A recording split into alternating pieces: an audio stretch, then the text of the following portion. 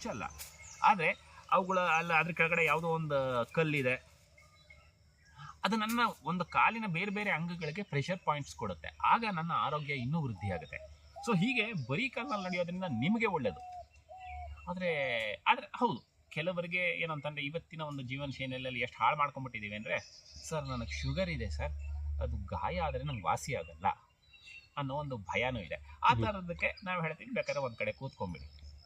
ಆದರೆ ನಾವೊಂದು ಕೆಲವು ಇದನ್ನು ಶುರು ಮಾಡಿದಾಗ ಅದನ್ನು ಫಾಲೋ ಮಾಡಲಿಲ್ಲ ಅಂದರೆ ಕಷ್ಟನೋ ಸುಖನೋ ಮುಂದಕ್ಕೆ ನಿಮಗೆ ಅದು ಚೇಂಜ್ ಆಗೋಗ್ಬಿಡುತ್ತೆ. ಯಾಕಂದರೆ ಕಸ್ಟಮರ್ ಸ್ಯಾಟಿಸ್ಫ್ಯಾಕ್ಷನ್, ಇವಾಗ ಎಲ್ಲ ಬಿಸ್ನೆಸ್ಗಳು ಅದೇ ಥರ ಇರ್ತಾರೆ. ಕಸ್ಟಮರ್ ಸ್ಯಾಟಿಸ್ಫ್ಯಾಕ್ಷನ್ ಬಂದವ್ರು ಏನು ತಿಳ್ಕೊಳ್ತಾರೋ, ಬಂದವ್ರಿಗೆ ಒಳ್ಳೇದದು. ನಾನು ನಿಮಗೆ ಮೊದಲೇ ಹೇಳಿದಾಗೆ, ಅಮ್ಮ ಒಳ್ಳೊಳ್ಳೆ ತರಕಾರಿ ಕೊಟ್ಟಾಗ ನಂಗೆ ಇಷ್ಟ ಇಲ್ಲ, ಆದರೆ ಅಮ್ಮ ನನ್ನ ಆರೋಗ್ಯಕ್ಕಾಗಿ ಕೊಡ್ತಾ ಇದ್ದಾಳೆ, ಅಮ್ಮ ನನ್ನ ಮುಂದಕ್ಕೆ ನನಗೇನು ತೊಂದರೆಗಳು ಬರಬಾರ್ದು ಅನ್ನೋದು ಕೊಡ್ತಾ ಇದ್ದಾಳೆ ಅನ್ನೋದು ಅರ್ಥ ಮಾಡ್ಕೊಳ್ಳಲ್ಲ.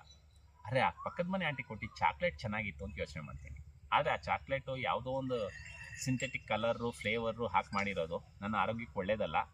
ಒಂದು 2-3 ಕ್ಷಣ ನನ್ನ ಬಾಯಿಗೆ ಒಂದು ಸಿಹಿ ಕೊಡ್ಬೋದು, ನನಗೊಂದು ಸಂತೋಷ ಕೊಡ್ಬೋದು. ಆದರೆ ಅದು ಬಿಸಾಕೋ ರ್ಯಾಪರ್ ಕೂಡ ನನಗೆ ಪೊಲ್ಯೂಷನ್ ಆಗುತ್ತೆ, ತಿಂದಿದ್ದು ಕೂಡ ಆರೋಗ್ಯ ಇಲ್ಲ ಅನ್ನೋದು ಅರ್ಥ ಆಗೋದು ತುಂಬ ಲೇಟ್ ಆಗೋಗುತ್ತೆ.